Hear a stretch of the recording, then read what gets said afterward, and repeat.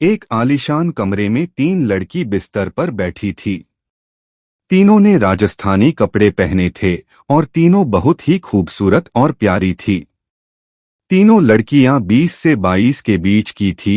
उनके आगे में बहुत सारी किताबें खुली हुई थी जो देखने से गुप्त और रहस्यमयी पुस्तकें लग रही थी। वो पुस्तक काफी पुराने थे, लेकिन अच्छे रखरखाव की वजह से उनके सारे पन्ने एक सूत्र में बंधकर अपने शान और ज्ञान दोनों को बरकरार रखे थे।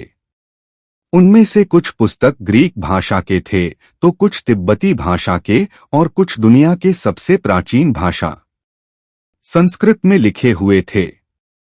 वो तीनों उन पुस्तकों में खोई हुई थी कि तभी उनमें से एक लड़की, जिसका नाम वैशाली था, वो बोलती है, चंद्रा, ऐसे कैसे चलेगा? हम सब खुद से इस मोटी मोटी किताबों में कितना ही माथा फोड़ लें, लेकिन कुछ समझ नहीं आने वाला।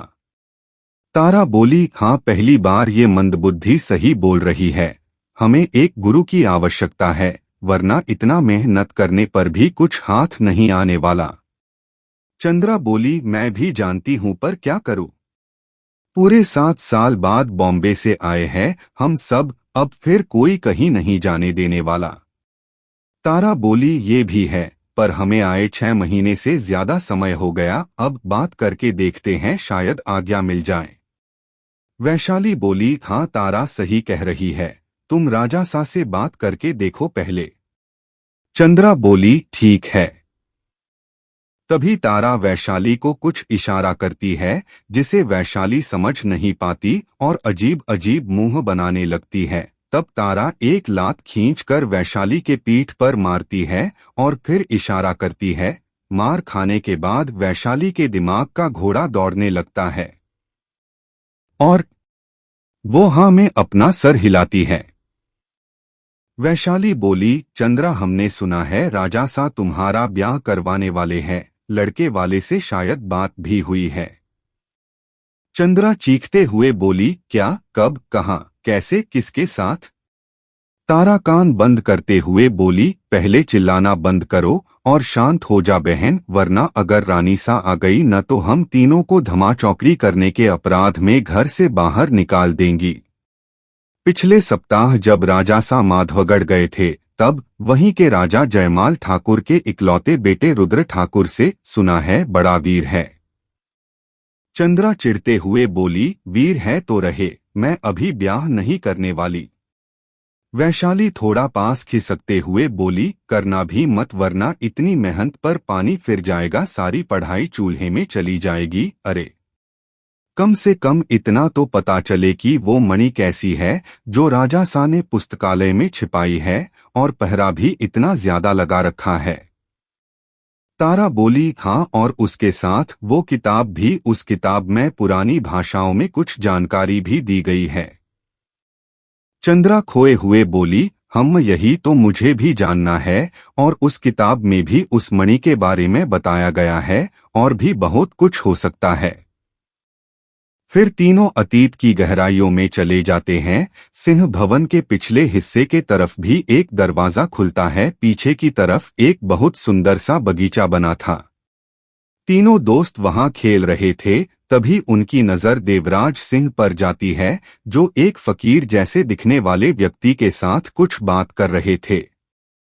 वो फकीर देवराज सिंह को अपने झोले से एक अजीब सी किताब निकाल कर देता है, फिर एक मणि निकालता है जो देखने में बहुत खूबसूरत थी। उस मणि को देख तीनों लड़कियां थोड़ा और नजदीक जाकर एक पेड़ के पीछे छिप जाती हैं। वो ज्यादा तो नहीं सुन पाई, बस इतना ही सुना, वो फकीर देवराज जी से कह रहा था।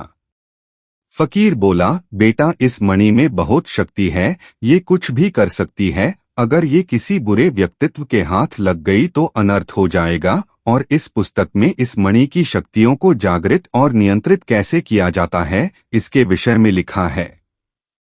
देवराज बोला, बाबा, जब ये खुद ही इतनी शक्तिशाली है तो इसे सुरक्षा की क्या आवश्यकता है?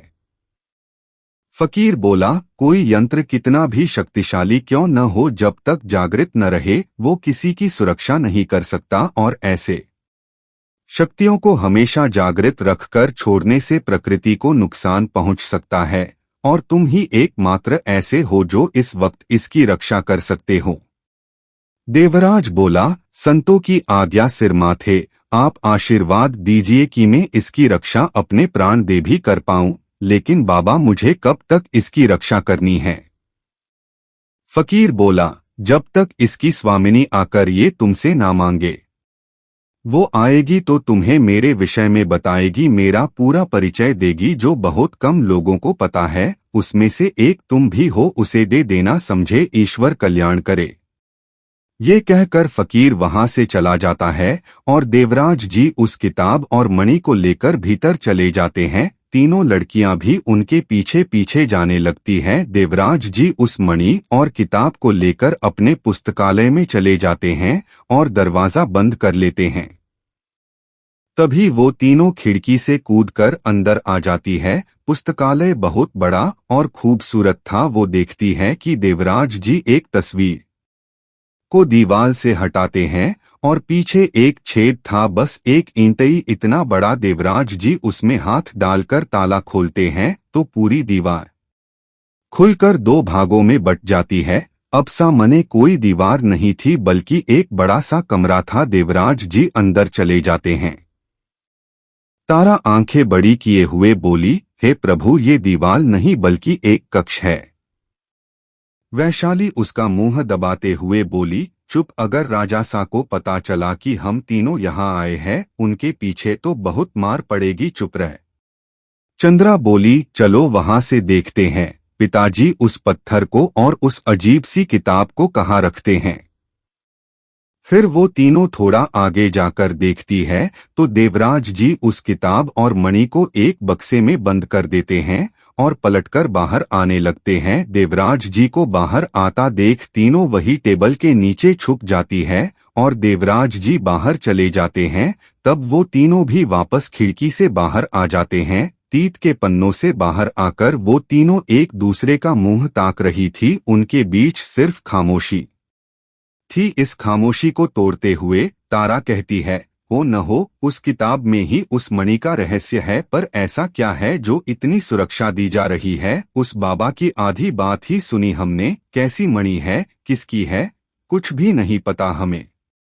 चंद्रा दृढ़ता से बोली, इस मणि की पहेली को तो हम सहेली ही सुलझाएंगे।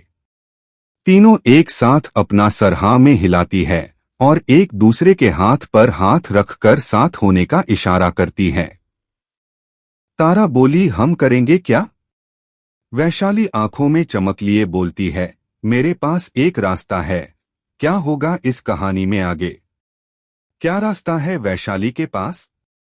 और क्या रहस्य है इस मणि का?